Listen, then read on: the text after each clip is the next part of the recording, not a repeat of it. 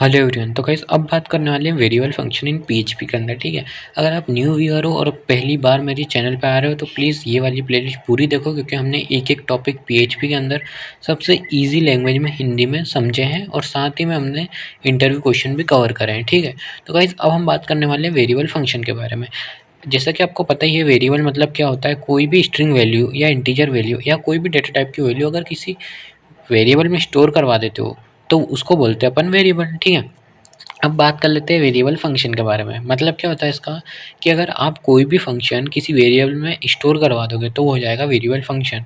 मतलब कि जब हमने फंक्शन को वेरिएबल में स्टोर तो करा दिया है ना, और जब हमें ज़रूरत पड़ती है उनकी कंडीशनली या फिर फंक्शन को कॉल बैक करते टाइम, तब हम फंक्शन को कॉल कर लेंगे। ठीक है, अब मैंने एक टर्म का यूज़ करा है कॉल बैक, वो अपन आगे समझेंगे जब वीएस कोड में समझेंगे। ठीक है, अब देख लेते हैं इसका सिंटेक्स।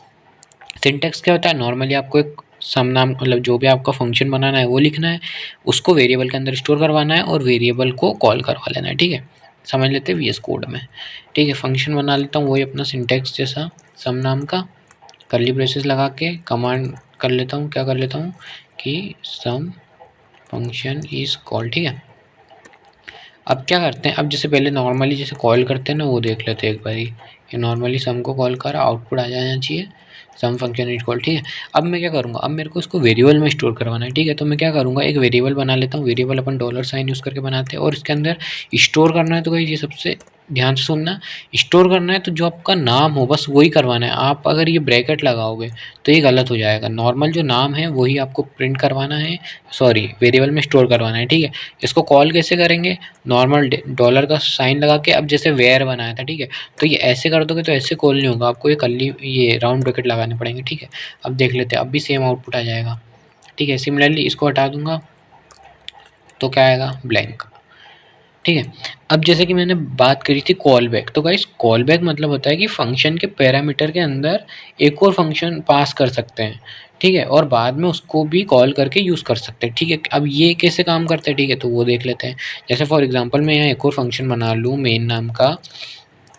ठीक है, और क्या करूँ कि जैसे इसमें अपन एक कमांड प्रिंट करवा लेते हैं। ठीक है, for example main function is called. ठीक है, अब अपन इसको भी एक बार कॉल कर लेते, क्या आ रहा है आउटपुट, ये मैंने इसको भी कॉल कर लिया। ठीक है,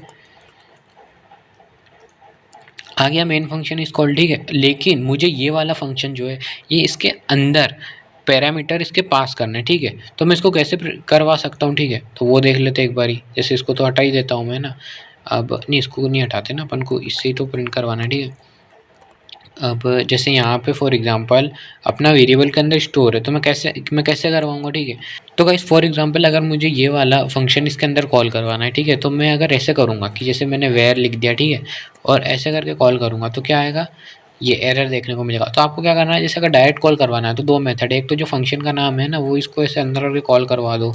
ठीक है, ये ऐसे ही आ गया। ठीक है, अगर अब ऐसे नहीं करवाना है तो अपन को मैंने बताया कॉल बैक का मतलब होता है पैरामीटर पास करना पड़ेगा। ठीक है, पैरामीटर कैसे पास करेंगे, जैसे जो अपने वेयर है। ठीक है, तो गाइस आपको अगर ये वाला फंक्शन पैरामीटर पास करके करवाना है तो क्या करना है आपको, जैसे कोई भी वेरिएबल पास करवा लो। फॉर एग्जाम्पल मैंने यहाँ पे ए करवा लिया। ठीक है, सिमिलरली मैं यहाँ पे भी वही करवा देता हूँ। ठीक है, डॉलर ए लगा दिया। अब क्या करूँगा, मैं मेन के अंदर ये वाला लिख दूंगा। ठीक है, क्या लिखूंगा, डॉलर वेर। ठीक है, अब देख सकते हो अपना कि ये वाला फंक्शन देख सकते हो इसके अंदर भी कॉल हो रहा है। मतलब मैंने क्या करा, जैसे कोई भी ए बी सी कोई भी आपको पैरामीटर पास करवाने हो वो करवा सकते हो आप, और जो आपका वेरिएबल का नाम हो वो आप यहाँ पे लिख दो। ठीक है, तो सिमिलरली ये दो मेथड हो गए, एक तो पैरामीटर पास करके और एक नॉर्मल। सिमिलरली एक और फंक्शन बना के कर सकते हो। ठीक है, अब ज़्यादा नहीं करेंगे अपन, फालतू टाइम वेस्ट होगा। तो बस आज की वीडियो में हमने पढ़ लिया है क्या बोलते हैं वेरिएबल फंक्शन क्या होता है। ठीक है, ये हमारी प्लेलिस्ट है, अगर आपको पसंद आ रही हो तो लाइक कर देना, चैनल को सब्सक्राइब कर देना, और गाइज मिलते हैं नेक्स्ट वीडियो में।